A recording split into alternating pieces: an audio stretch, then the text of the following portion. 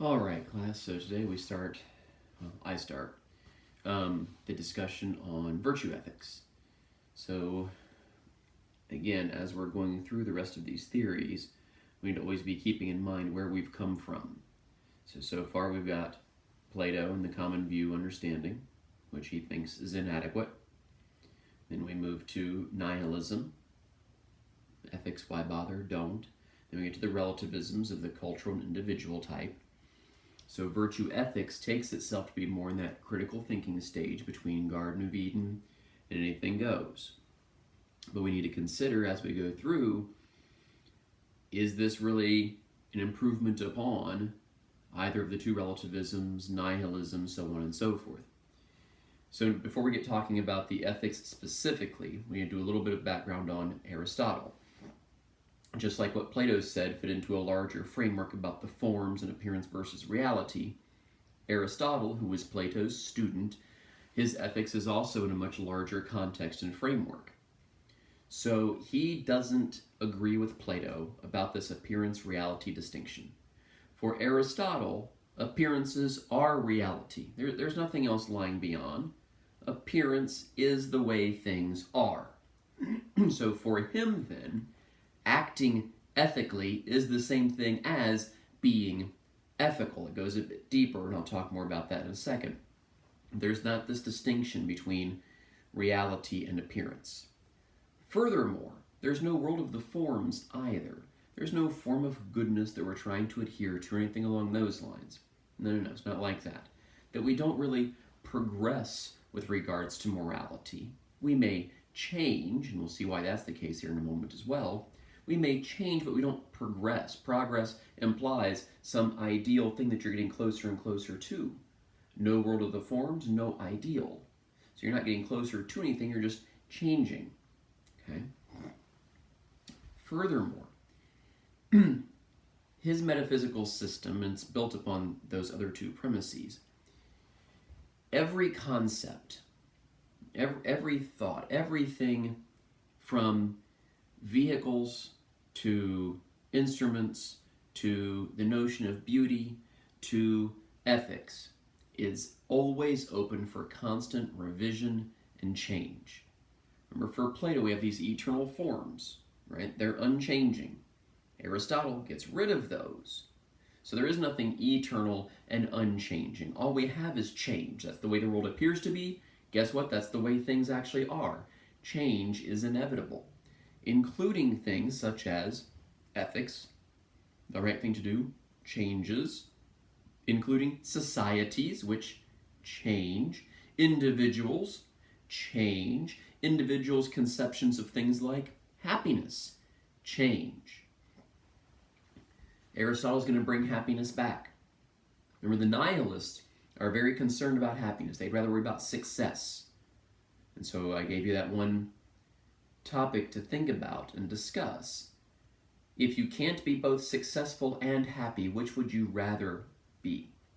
Happy and unsuccessful, or successful and unhappy? Nietzsche, remember, says, look, the unhappy and evil are actually more favored. They're more successful. Aristotle's writing in ancient times, Nietzsche was the 1880s, but this notion of moral nihilism has been around for much, much longer than Nietzsche was articulating it. Right? Nietzsche just does a nice job of articulating it. That's why I used him as the example. But of course, there have always been people out there who are like, ethics, who needs those? And so Aristotle's responding to them. That it's not a matter of what you do. No, hold on, time out. What you do is not as important as who you are and who you become. Happiness is this special concept that seems the natural telos, the natural endpoint for all of us. That, as some would say, neurotic, as Dr. Shrapi is, continuing to ask why, continuing to ask why, continuing to ask why. Why are you going to this school? Why are you pursuing this degree? Why this? Why that? Why that? As soon as you say to be happy, that shuts me up. I'm done. It's a nonsensical question to ask, why do you want to be happy? This is just self-evidently the case that happiness is this natural endpoint, this natural goal for all of us and all of our lives. I want to be happy. Even the people who are pursuing success are doing it because they think it's going to lead to happy. When you ask most new parents, what do you want for your children, right? What do you foresee them doing and being? I just want them to be happy. That's all, I just want them to be happy. Now, what do we mean by happiness? Every concept is open for revision and change, remember, including the concept of happiness. It depends on when I ask you as to what your concept of happiness is. And it's going to be different for all of us. We all have a different conception of happiness. That's why all of our lives are different. We're all pursuing our own understanding of happiness, and it's going to be different. And it's going to be different for you at various points in your life. Because these concepts, the way concepts work for Aristotle, and this is not just the concept of happiness, but we're going to use that as the example because that's what we're talking about right now. But we'll see there are a couple of other interesting ethical ramifications with regards to these concepts. Here's how concepts work. You have previous experiences that lead to a concept. This concept then informs all of your future experiences. But each future experience could also look back on this concept. So your concept of happiness is the thing that you've been developing based upon previous experiences of what you consider to be happy. And that thing then forms all of your future experiences, because all of these future experiences are also tying back to your concept of happy, which again could be changing. And if you think of the successful brands that are out there in the world, most of them sell some version of happy. McDonald's sells a Happy Meal. You got a smile on the box and everything. Now what comes in that Happy Meal? A toy. Because for most preschoolers, they associate things like happiness with things like toys. Toys make them happy, so they think. Right? That's a very early childhood understanding of happiness. Right? McDonald's now has done a great job of rebranding themselves and remarketing themselves. Look, we're home not just to Happy Meals for kids, but also Happy Meals for adults. Because every morning when I drive by the multiple McDonald's that I pass when I'm in my neighborhood driving around on my way someplace, the line for the drive-thru is around the building. Because McDonald's has rebranded themselves as a place to get coffee, which most adults think coffee makes me happy. At least until about noon or so, then maybe it's alcohol. But prior to then, it's coffee, coffee, coffee, coffee, coffee. Coffee this, coffee that, coffee, coffee, coffee, coffee, coffee. Coffee everywhere, all the time. You're inundated with coffee. Shrapi doesn't drink coffee. That's kind of a separate story. But anywho, right? They're trying to give you the thing that you associate with happiness. Think about Coca-Cola. Very successful brand for many, many years all around the world. They also sell the concept of happiness because, of course, businesses no longer sell products. They sell concepts. They sell the concept and then tell you this product fulfills that concept.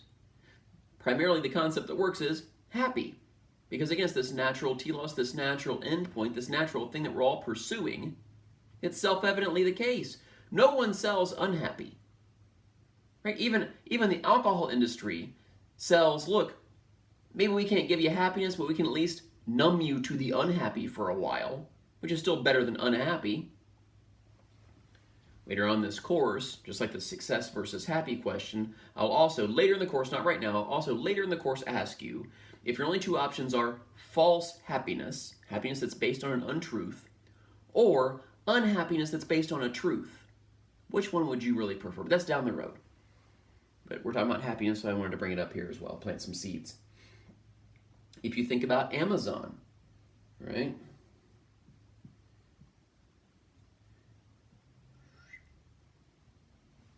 So the Amazon logo thing, right, on the sides of their trucks and so forth. Now, I always saw the smile. I didn't realize until recently I was passing a truck and I was like, oh my goodness, I get it now. They give you everything from A to Z. That's why the smile goes from A to Z, or the arrow, sorry. But it's a smile, right? They're subliminally telling you, look, we give you happiness. We give you whatever it is that you want to therefore bring a smile to your face. Happiness. Here's where it gets a bit tricky with this concept of happiness, though. Aristotle's very, very clear that yes, happiness is this end goal. He's also very, very clear, though, there's a difference between happiness and pleasant or pleasing. Happiness is different. Happiness is an internal thing, not an external thing. Happiness, in many ways, is sort of a decision that you make rather than external circumstances influencing you.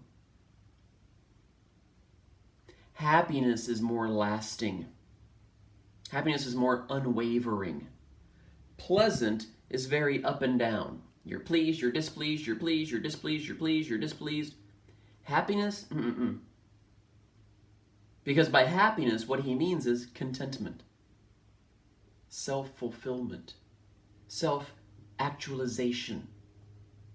Maslow, in his hierarchy of basic needs, which you've probably seen half a dozen times by now at this point in your college career, is really based on Aristotle. And so at the bottom, then you have your physical needs: food and water, safety, shelter, so on and so forth. Those things don't make you happy. Those are the basic necessities for you to continue life itself. These are needs. You're surviving.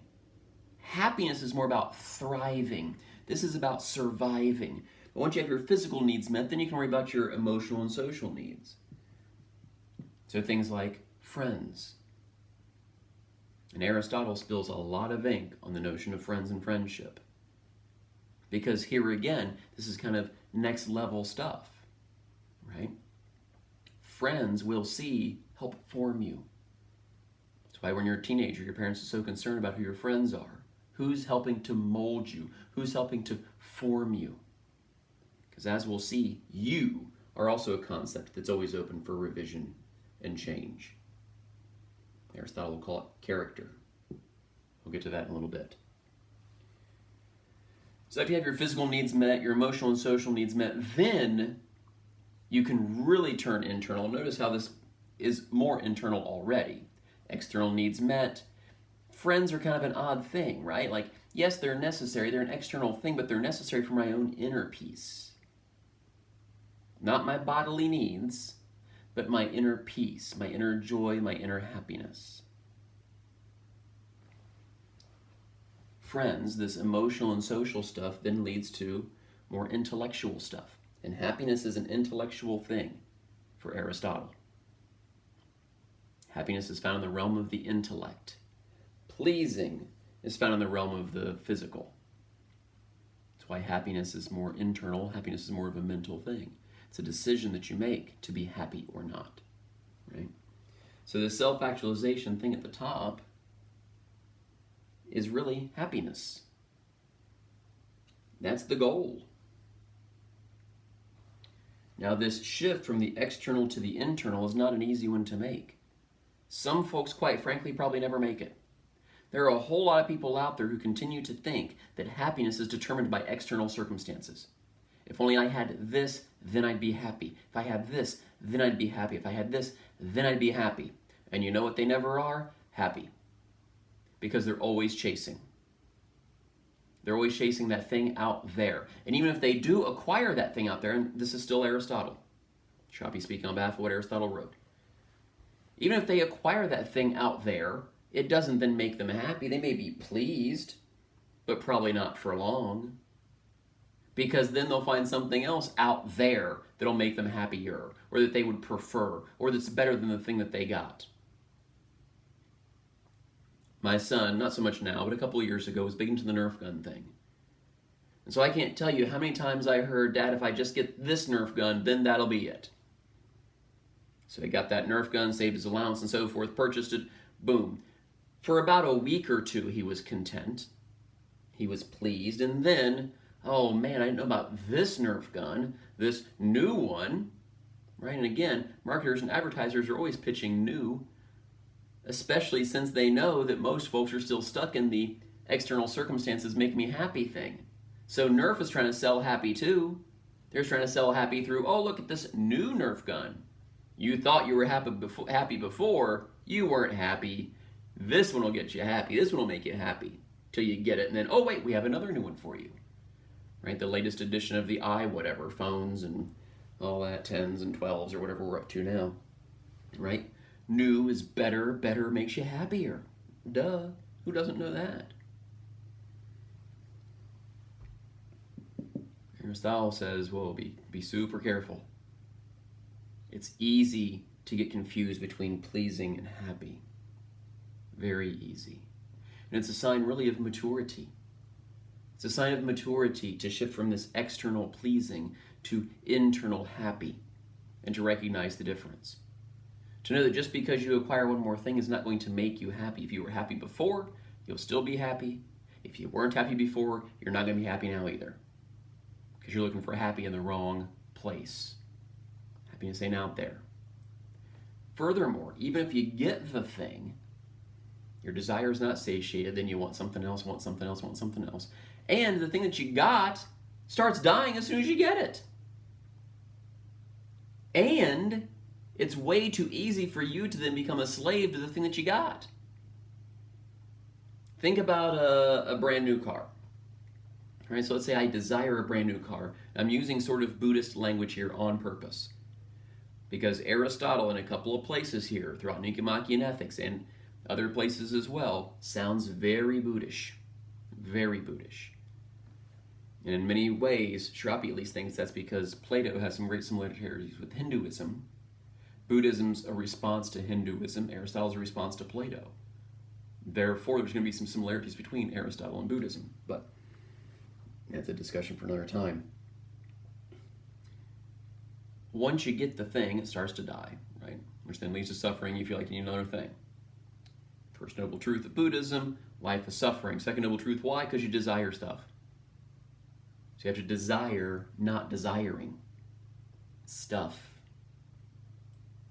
right? It should be much more internal rather than external. But you may become, so let's say I want a new car. Let's say, oh, I think this brand new car is going to make me happy. So I get the brand new car, but of course I want to take care of it. I want it to look good. I want it to run right. So I'm going to wash it and wax it frequently, take it on all these maintenance checks and so on and so forth. Get some nice stuff for it. So now hold on a second. Is this a thing that I possess and that I own, or does it own me because it's dictating my actions? I've become a slave to the thing that I thought I wanted that was going to make me happy. That's sick and messed up. And yet this is what we do all the time. All the time. And so it's a sign of maturity for it to be internal rather than external, to not be chasing anymore. Right? If you run across a 70-year-old who's still chasing external stuff, you would wonder, whoa, hold on. How much have you really developed? You're still looking for happiness in the wrong place. And if you find a child who's like, no, I don't need more stuff. I'm content with what I've got. You're like, whoa, that's a really emotionally mature kid. And this maturity ties in with this happiness thing. If you're in education at all, you know this is the great difficulty, there's tons of them. This is one of the great difficulties with education itself. How do you get external rewards to become internal rewards? Right? Early on in school, you get rewarded, right? You get little stars on your charts or something along those lines for doing a bunch of reading. Right? Congratulations, pats on the back, slices of pizza, who knows what you get. Right? If you get good grades, maybe your parents, I never did this, but other people's parents, they would like give them money for a job well done or whatever. That's all well and good, but those are external things. Right? I'm reading for the star. I'm getting good grades for the money. I'm doing this for that.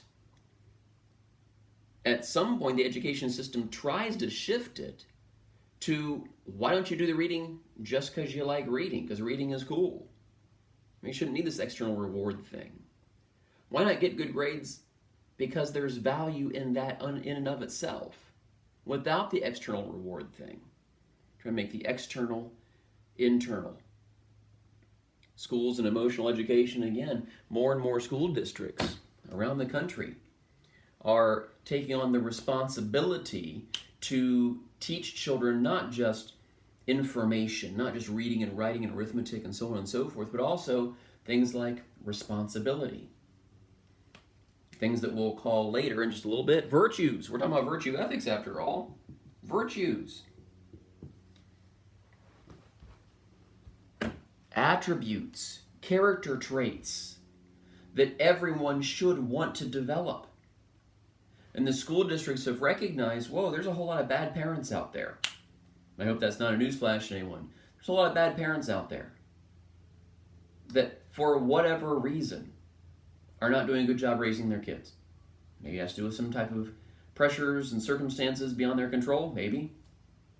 Maybe they weren't ready for parenthood, maybe. Maybe there's some other stuff going on, maybe. And so the school districts, here in Ohio at least, and elsewhere as well, have started teaching what they call like emotional intelligence curriculum or emotional learning curriculum, which includes things like how to mature emotionally. And there's a connection between the emotions and the intellect here that I'll get to in just a little bit. Who knows exactly when. And so as they're maturing and developing these students, right, this begins very, very early on, right? It really is a matter of intentionally teaching things like integrity. Let's go back to Plato for a second. This ring of Gyges, ring of invisibility thing. He would claim, look, the good person is the person who would do good even if they were invisible. Aristotle says, well, I'm not so sure about that, because the fact of the matter is no one is invisible. Everyone, potentially at least, is visible to everyone. Integrity is not what you do when no one's watching. Integrity is what you do when you know that everyone's watching. Because these actions then influence your character. Reminded of the book Don Quixote by Miguel de Cervantes. And in part 2 of Don Quixote, part 1's the part that most people are familiar with, if they know anything at all about Don Quixote, right? Where he's fighting windmills and so on and so forth, thinks they're giants, fine, whatever, okay. Crazy old man, read too many romance stories, sure. Part 2, however, there's some real character development here for the characters of Don Quixote and Sancho Panza. Because, this is part of the reason why, not the complete reason, part of the reason being is they know they're being watched. I believe it's the Night of Mirrors. They realize that they're being watched and that all of their exploits, all the stuff that they do is being recorded for potentially anyone else to have access to. Which then forces them to stop and think twice before they do anything. Like, whoa, hold on a second. What is this action going to say to everyone else about who I am? What's this decision going to say to everyone else about who I am? Because everyone else is going to be judging my actions.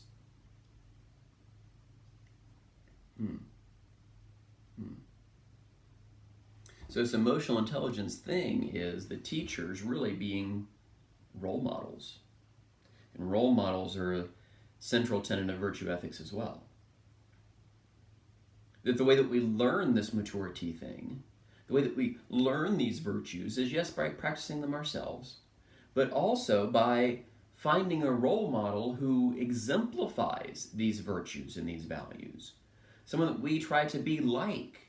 We want to emulate them. We want to do what they do and be like who they are. Role model, someone to follow. Like a teacher, especially an elementary school teacher. We'll see why that's so important here in a minute. So this happiness thing that's internal. And so in many ways, this emotional learning curriculum thing is not just about teaching responsibility, not just about intentionally teaching the virtues, but it's really about intentionally teaching the virtues, hoping then that that will lead to some type of change in the person's understanding of happiness and helping them to realize that it's internal instead of external.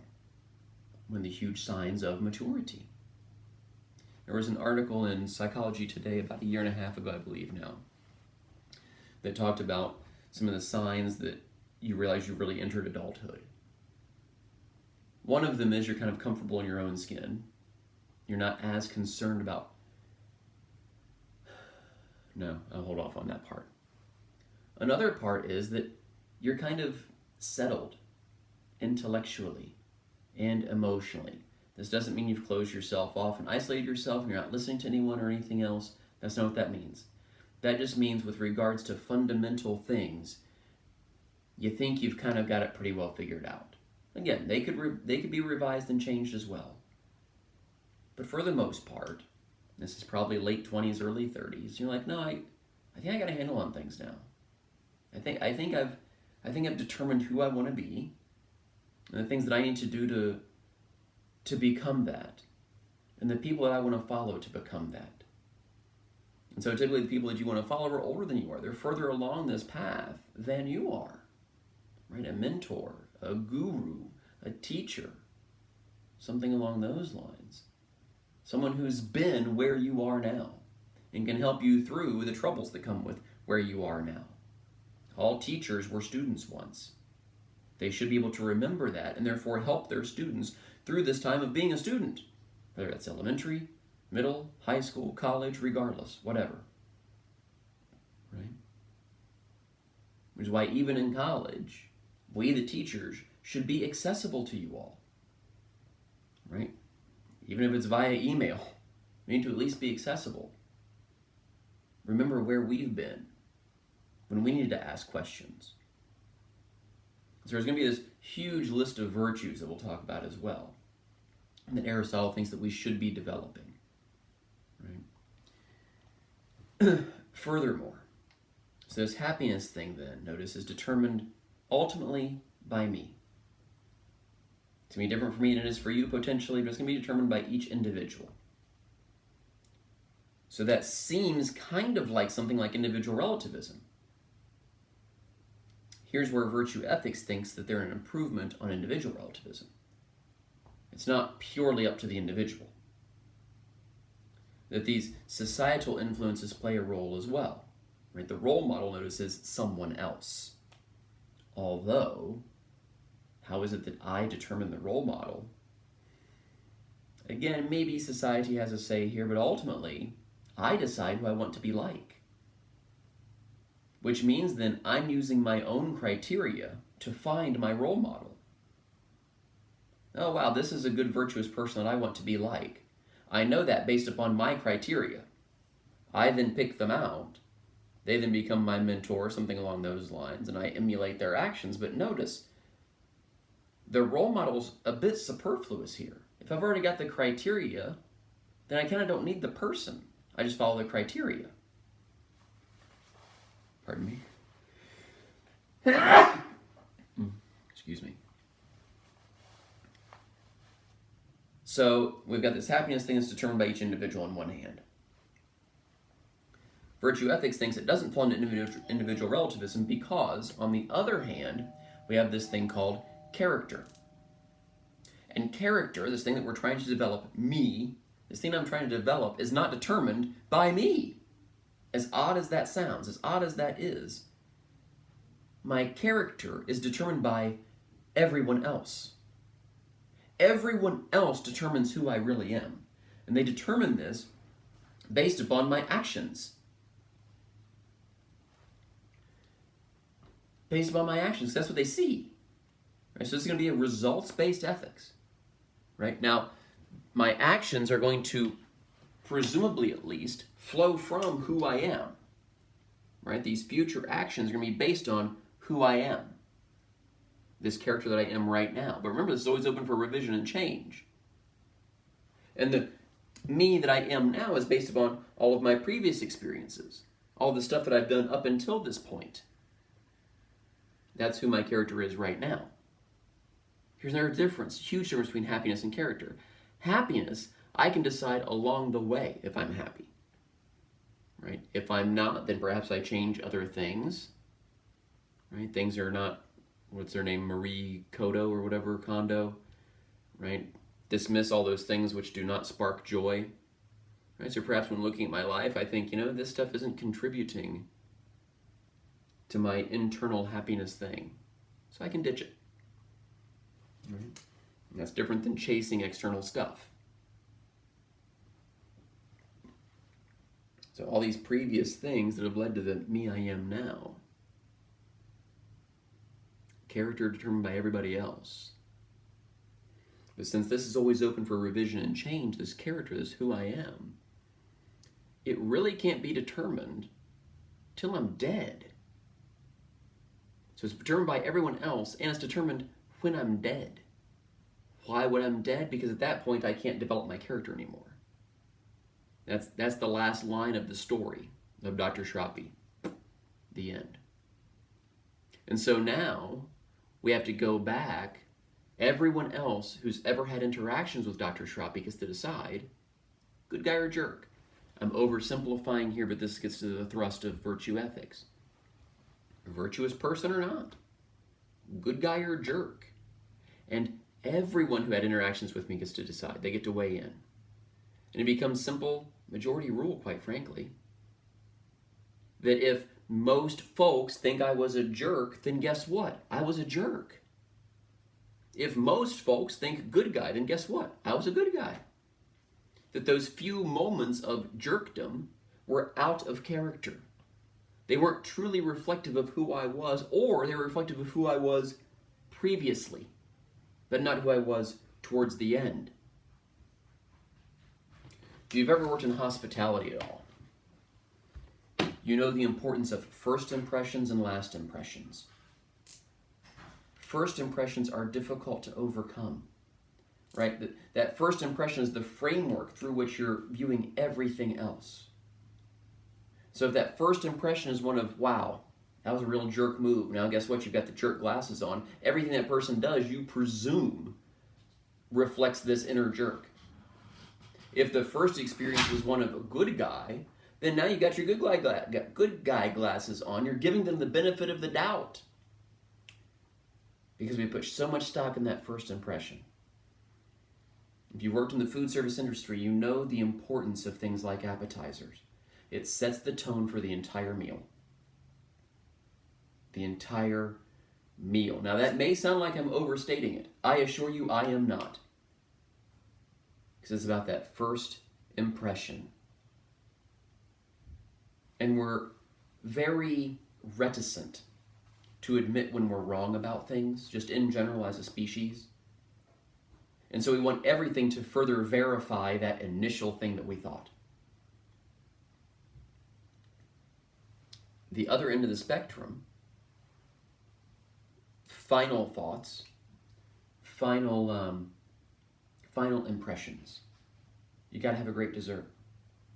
You've got to have a great dessert. If you have a great appetizer and a great dessert, the entree can be okay. And people will still come back because they'll remember the great appetizer. Oh, the first impression was like this. And that last impression, the one that they're leaving with, oh man, that dessert was amazing. That's what they're going to be talking about, is the great dessert, not the meh steak.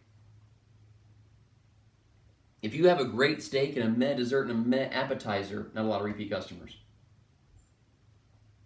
Because that last taste in their mouth was literally the dessert, which was just okay. Just like character. That first impression and that last impression. That last impression you leave right before you're gone. Because if it's a good last impression, people will be like, well, he changed there towards the end. May have been a jerk for, before that, but at the end there, a pretty good guy. Now what's difficult here is the fact that my family gets a vote, right? My family's probably seen all sides of me, good guy and jerk. Other people may have only had one experience with me. They get a vote too. And for them, because it's only that one impression, that's both the first and last impression for them, only that one impression is all they have. That impression defines this character fully and completely for them. So in an odd way, the fewer experiences that you have with someone get heightened in importance. They become a little more character defining. With my kids, we see each other all the time. If I'm a jerk on some random Tuesday, probably not that big of a deal, because I might be a good guy the next Tuesday. I'll be a jerk again on Thursday, and then by Thursday night I'll be great again. Right? They've seen the whole thing, which you would think would give them more privileged access, but it doesn't. Their access is not more privilege. They just have more experiences, more impressions. Go back to Grandma and the Ugly Sweater. If I have a good, close relationship with Grandma, and we do stuff all the time together, right? That changes that particular example than if I only see her once a year, if I only see her once every few years, if she really is toward the end of her life, if I'm toward the end of my life. All of these factors change the ethical thing to do in that situation. And Aristotle here, for better or worse, is not really going to tell you the right thing to do. You may go to Professor Aristotle and be like, Professor Aristotle, what should I do with Grandma and the Ugly Sweater? And he, like a good philosophy professor, is going to turn it back around and ask you a bunch of questions. He's not going to give you an answer. He's going to ask you questions like, well, what virtue are you attempting to cultivate right now? The virtue of honesty or the virtue of compassion? What is your relationship with your grandmother and the other people who will also be there to see this event play out? How often do you have interactions with these folks? Is this going to necessarily be a character-defining moment?